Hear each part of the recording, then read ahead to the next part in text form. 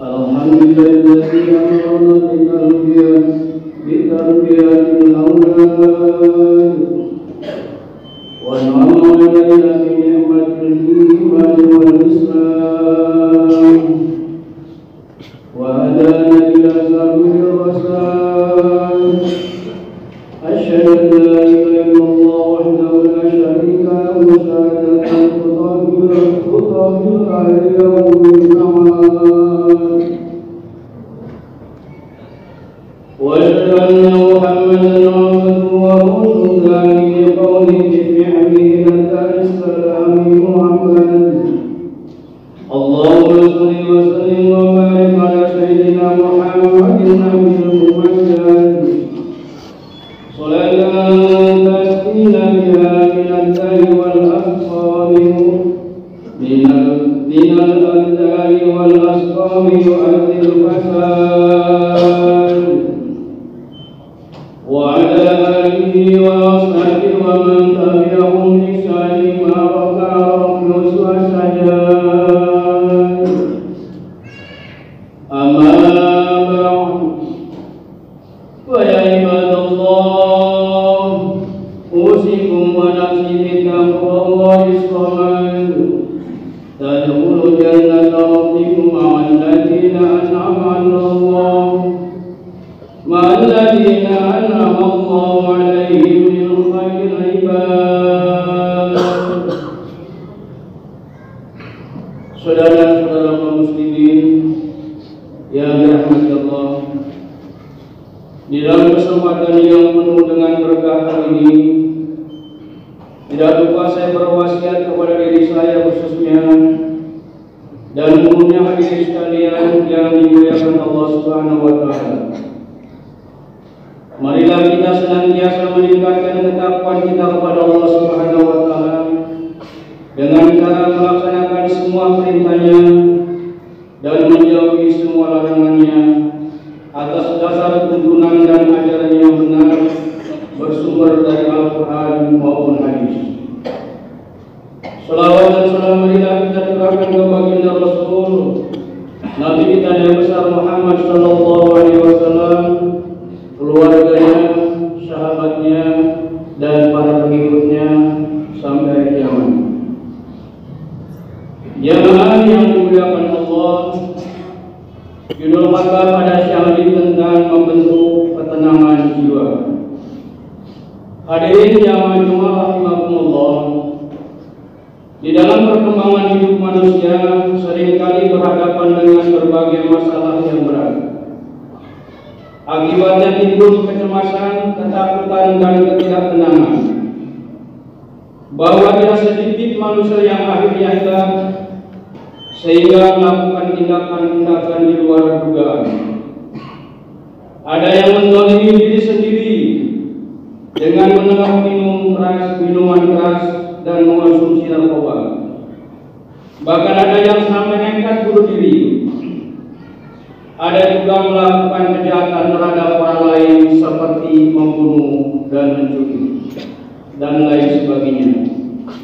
Motif tindakannya hanya karena menuruti hawa nafsunya, disebabkan jiwa yang tidak tenang.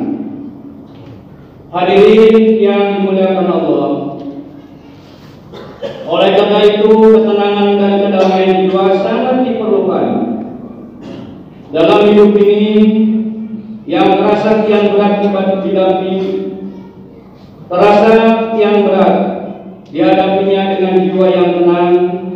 Kehidupan ini dapat dijalani secara teratur dan benar, sebagaimana yang dikehendaki Allah Subhanahu wa taala dan Rasul-Nya. Untuk bisa menggapai ketenangan jiwa, banyak orang yang mencapai dengan cara-cara yang tidak Islami, sehingga bukan ketenangan jiwa yang didapat, tapi malah membawa keserautan dalam jiwa itu. Untuk itu, secara tersurat dalam Al-Quran memberikan beberapa kiat. Yang pertama, berzikirlah kepada Allah Subhanahu wa taala, merupakan kiat untuk menggapai ketenangan jiwa, yaitu zikir. Dalam arti selalu ingat kepada Allah Subhanahu wa taala dengan menghadirkan namanya. di dalam hati dan menyebut namanya dalam berbagai kesempatan. Ketika kita berada dalam ketakutan, lalu berzikirlah dengan mengucapkan tahu mohon perlindungan Allah Subhanahu wa taala. Kita menjadi tenang ketika perbuatan dosa, lalu berzikir dengan menyebut kalimat istighfar atau tobat. Kita menjadi tenang kembali karena merasa telah diampuni dosa-dosa kita. Ketika mendapatkan kenikmatan yang berlimpah, lalu kita berzikir kepada Allah Subhanahu wa taala, maka kita akan meraih ketenangan jiwa. Hadirin yang dirahmati Allah, Allah Subhanahu wa taala berfirman, "Alladzina amanu wa tatma'innu qulubuhum bi dzikrillah." Ala bi dzikrillah tatma'innul qulub. Orang-orang yang beriman dan hati mereka menjadi tenang dengan mengingat Allah Subhanahu wa taala. Ingatlah, hanya dengan mengingat Allah hati menjadi tenang. Hadirin yang dirahmati Allah, untuk mencapai ketenangan jiwa, zikir tidak hanya dilakukan dengan menyebut nama Allah di lisan saja, tapi zikir tersebut harus tumbuh di dalam hati dan teraplikasi di dalam perbuatan. Karena itu seorang mukmin hendaknya selalu berzikir kepada Allah Subhanahu wa taala dalam berbagai kesempatan. Hadirin yang dimuliakan Allah, yang kedua, yakin akan pertolongan Allah Subhanahu wa taala di dalam menghadapi tantangan dan cobaan hidup. Ada yang bisa kita lakukan, yaitu memohon pertolongan kepada Allah Subhanahu wa taala.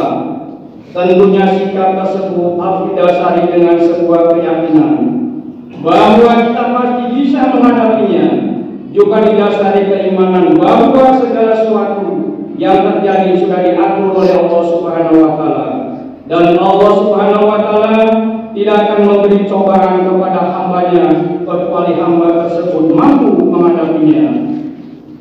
Saudara-saudara kaum muslimin yang dirahmati Allah, Allah Subhanahu wa taala berfirman, "Wa ma ja'alallahu illa busra lakum litatma'innu qulubukum bihi, wa man nasru illa min indillahil azizil hakim." Dan Allah tidak menjadikan pemberian bala bantuan itu melainkan sebagai kabar gembira bagi kemenanganmu, dan agar tentram hatimu karenanya, dan kemenangan itu hanyalah dari Allah Subhanahu wa taala, Maha Perkasa lagi Maha Bijaksana. Hadirin yang dirahmati Allah, dengan memperhatikan betapa banyak bentuk pertolongan yang diberikan Allah kepada para nabi dan generasi sahabat di masa Rasulullah SAW, maka sekarang pun kita harus yakin akan kemungkinan memperoleh pertolongan Allah Subhanahu wa taala. Hal ini membuat kita menjadi tenang. Namun harus kita ingat bahwa pertolongan Allah Subhanahu wa taala itu seringkali baru datang pada saat yang puncak pertolongan Allah seringkali baru datang pada saat puncaknya kesulitan. Betul-betul terjepit dan telah menemui jalan buntu hal itu, bertujuan untuk menguji iman. Sejauh mana ketergantungan kita kepada Allah Subhanahu wa taala? Apakah kita tetap menjadikan Allah sebagai satu-satunya sandaran hidup ketika menghadapi cobaan, atau terpaling kepada yang lain seperti yang terjadi pada Nabi Ibrahim ketika dibakar? Pertolongan baru datang ketika beliau sudah masuk dalam kobaran api. Dengan keyakinan seperti ini, seorang muslim tidak akan pernah cemas dalam menghadapi kesulitan, karena memang pada akhirnya pertolongan Allah itu dekat. Hadirin yang dimuliakan Allah, dan ingatlah ketika Ibrahim berkata, "Ya Tuhanku, perlihatkanlah padaku bagaimana Engkau menghidupkan orang mati." Allah berfirman, "Begitu belum yakinkah kamu?" Ibrahim menjawab, "Aku telah meyakini, akan tetapi agar hatiku tenang, tetap mantap dengan imanku." Allah berfirman, "Kalau begitu ambillah 4 ekor buru, lalu cincanglah, kemudian letakkanlah di atas setiap satu bukit satu bagian. Dari bagian-bagian itu kemudian panggillah mereka. Niscaya mereka datang kepadamu dengan segera. Dan ketahuilah bahwa Allah Maha Perkasa lagi Maha Bijaksana. Hadirin yang dimuliakan Allah, Allah Subhanahu wa Ta'ala memberikan kenikmatan kepada kita yang tidak terhitung jumlahnya. Kenikmatan itu harus kita syukuri, karena dengan mensyukuri kepada Allah akan membuat hati kita jalan, yaitu menerima apa yang sudah menjadi pemberian Allah Subhanahu wa Ta'ala. Dan dengan mensyukuri kenikmatan itu akan bertambah. Tapi kalau tidak mensyukuri, maka kenikmatan yang Allah berikan kepada kita meskipun jumlahnya banyak, tapi kita anggap sedikit dan tidak pernah merasa cukup di hati kita. Bila hati sudah demikian, maka akan muncul sifat tamak, rakus dan lain yang akan menghancurkan kehidupan di muka bumi ini. Hadirin yang dimuliakan Allah,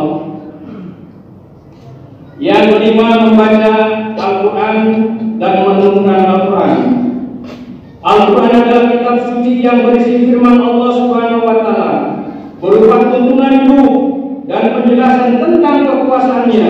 Jika kita mau membaca dan mampu mengkaji isinya serta mengaplikasikan dalam kehidupan, niscaya hati kita akan tenang dan hidup kita akan selalu terarah kepada jalan yang benar. Hadirin yang dimuliakan Allah, oleh karena itu sebagai mukmin, interaksi kita dengan Al-Quran haruslah sebaik mungkin, baik dalam bentuk membaca, mendengar bacaan, mengkaji dan mengamalkan dalam kehidupan sehari-hari. Manakala interaksi kita terhadap Al-Quran sudah baik, maka dengar bacaan Al-Quran sudah membuatkan keimanan kita bertambah kuat, yang berarti lebih dari sekedar ketenangan jiwa. Hadirin yang dirahmati Allah, Allah Subhanahu wa Ta'ala berfirman, innamal mu'minuna alladzina idza dzukirallah wajilat qulubuhum wa idza tuliyat 'alaihim ayatu jadathum imanan wa 'ala rabbihim yatawakkalun. Sesungguhnya orang-orang yang beriman adalah mereka yang apabila disebut nama Allah, gemetarlah hati mereka, dan apabila dibacakan kepada mereka ayat-ayatnya, bertambahlah iman mereka karenanya, dan kepada Tuhanlah mereka bertawakal. Hadirin yang dimuliakan Allah, demikianlah khotbah yang singkat pada hari ini. Mudah-mudahan manfaat bagi diri saya dan manfaat bagi jamaah rahimahullah, dan marilah kita tingkatkan iman dan takwa kita kepada Allah Subhanahu wa Ta'ala. Mudah-mudahan sholat ibadah kita diterima oleh Allah Subhanahu wa Ta'ala. Barakallahu wa lakum fil Qur'anil azim wa nafa'ani wa iyyakum bima fihi minal ayati wa dzikril hakim wa taqabbal minni wa minkum tilawatan wa innahu sami'un 'alim. Aqulu qawli hadza wa astaghfirullaha li wa lakum wa li sa'iril muslimina wal muslimat wal mu'minina wal mu'minat fastaghfiruhu innahu huwal ghafurur rahim. Allahumma shalli ala sayyidina wa ala sayyidina Muhammad. Alhamdulillahilladzi hadana li hadza wa ma kunna linahtadiya laula an hadana Allah. Asyhadu an la ilaha illallah wahdahu la syarika lahu wa asyhadu anna Muhammadan 'abduhu wa rasuluhu la nabiyya ba'dahu. Qala Allah ta'ala fi kitabil karim, inna Allaha wa malaikatahu yusholluna 'alan nabi ya ayyuhalladzina amanu shallu 'alaihi wa sallimu tasliman. Allahumma shalli 'ala Muhammadin 'abdika wa rasulika kama shallaita 'ala Ibrahim wa barik 'ala Muhammad wa 'ala ali Muhammad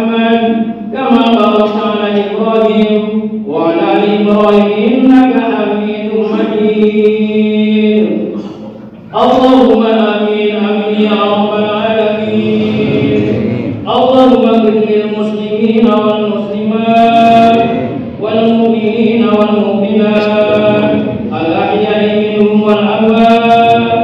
اللهم إنا نسألك من الخير كل ما علمنا به وما لم نعلم، ونعوذ بك من الشر كل ما علمنا منه وما لم نعلم. اللهم إنا نسألك من خير ما سألك به عبادك الصالحين، ونعوذ بك من شر ما استغفرك منه عبادك الصالحين. عباد الله، إن الله يأمر بالعدل والإحسان وإيتاء ذي القربى وينهى عن الفحشاء والمنكر والبغي يعظكم لعلكم تذكرون. فاذكروا الله يذكركم واشكروا على نعمه يزدكم واسألوا من فضله ولا تكفروا.